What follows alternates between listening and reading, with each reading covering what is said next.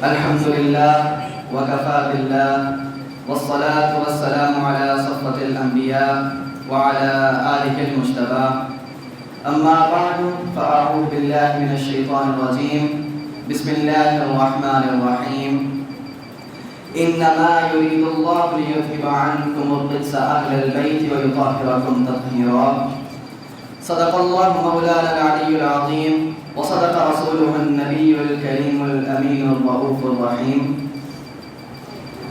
حمد و صلاۃ کے بعد نہایت واجب الاحترام جج صاحبان، استاد کرام، علماء کرام و طلاب اعزام، السلام علیکم ورحمۃ اللہ.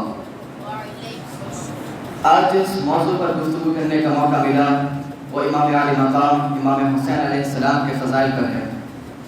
اپنے موضوع کی ابتدا ایک حدیث رسول صلی اللہ علیہ وسلم سے کرتا ہوں.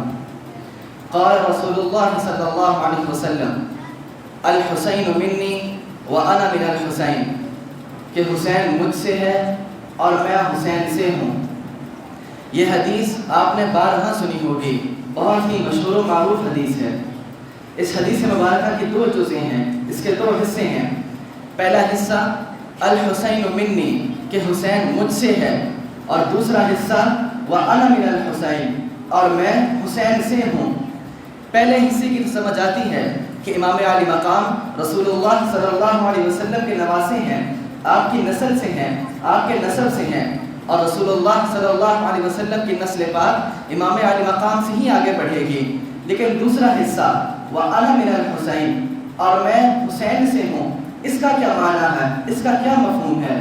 تو علماء کرام نے اس کو تین طرح سے بیان فرمایا.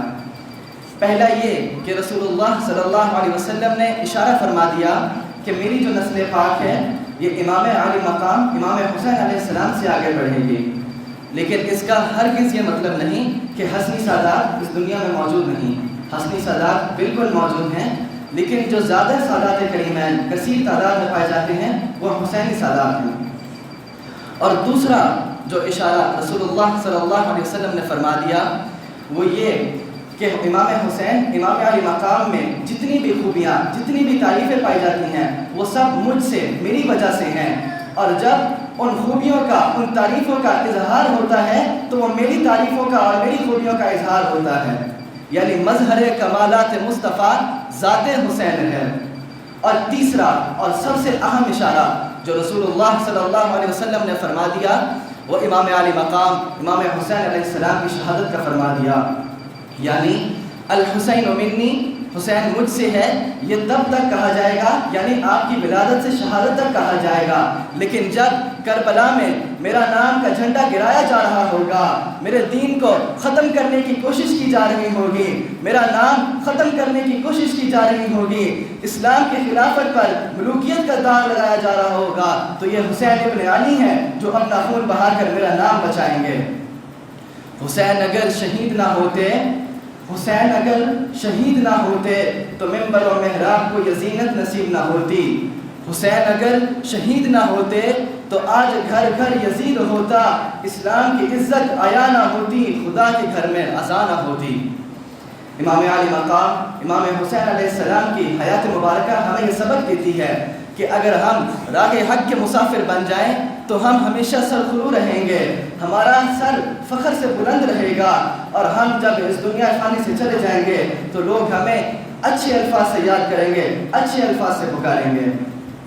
اگر ہم امام عالی مقام کے سفر کربلا کے اختتام کی طرف آئیں اور اس نقطے کو دیکھیں کہ امام عالی مقام نے یزید کی بیعت کیوں نہیں کی، تو اس کی وجوہات تو بہت زیادہ ہیں، لیکن جو سب سے اہم وجہ تھی وہ یہ تھی کہ یزید فاسق و فاجر تھا، وہ گناہوں کا منبع تھا، وہ شراب پیتا تھا، وہ جوا کرتا تھا، بدکاری بے حیائی کرتا تھا، جانوروں کی لڑائیاں کرواتا تھا. اور اگر آج ہم اپنے معاشرے میں دیکھیں تو ہر مسلمان میں ان میں سے کسی نہ کسی ایک بری خصلت پائی جاتی ہے. اور سب سے جو بڑی خصلت یزید میں تھی وہ نماز کا قیام نہ کرنا تھا. نماز چاہے پڑھتا ہو لیکن باقاعدگی سے نہیں پڑھتا ہوگا، 5 وقت کی نہیں پڑھتا ہوگا. اور اگر ہم اپنے اندر دیکھیں تو ہم میں سے بھی شاید ہر کوئی نہ کوئی نماز لازمی قضا کرتا ہوگا. اور اگر ہم میں یہ بری خصلت پائی جاتی ہے تو ہم امام عالی مقام کے نام کے نعرے کیسے لگا سکتے ہیں؟ ہم اپنے آپ کو حسینی کیسے کہہ سکتے ہیں؟ اگر ہم نماز قائم نہیں کرتے تو ہم امام عالی مقام کے نام کی سبیل کیسے دے سکتے ہیں؟ اور بعض لوگ امام عالی مقام کے نام پر ماتم کرتے ہیں مگر وہ بھی نمازوں کا قیام نہیں کرتے۔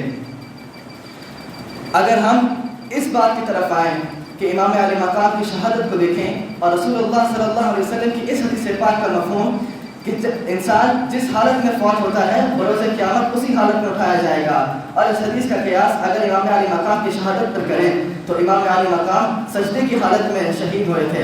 آپ کا سر اقدس جس میں اثر سے سجدے کی حالت میں جدا ہوا تھا، تو اس حساب سے امام عالی مقام نے دنیا کا سب سے لمبا سجدہ فرمایا، اور وہ اب بھی سجدے کی حالت میں ہے۔ جب وہ بروز محشر اٹھائے جائیں گے تو تب بھی سجدے کی حالت میں ہوں گے۔ اپنے موضوع کے اختتام کی طرف آتا ہوں کہ فاتح زمان وہی ہوتا ہے جس کا سر سب سے بلند ہوتا ہے، اور امام عالی مقام کا سر اقدس جب نیزے کی نوک پر رکھا گیا تو جنگی نیزہ کم از کم 8 سے 9 فٹ کا ہوتا ہے، اور جس شخص نے وہ نیزہ اٹھایا ہوگا اس کا قد بھی 6 سے 6.25 فٹ ہوگا۔ اور امام عالی مقام کا سر اقدس جب نیزے کی نوک پر رکھا گیا تو وہ کربلا کے میدان میں سب سے اونچا سر اقدس تھا، 15 سے 16 فٹ کی بلندی پر تھا۔ تو اس سے یہ پتہ چلا کہ امام عالی مقام کا سر اقدس سب سے بلند سر تھا۔ اللہ تعالیٰ سے دعا ہے کہ ہمیں امام عالی مقام کو جس طرح کے انسان مسلمان پسند تھے اور جس طرح کے ان کے نانا جان کو پسند تھے اس طرح کے بننے کی توفیق عطا فرمائے۔ وآخر دعوانا ان الحمد للہ رب العالمین۔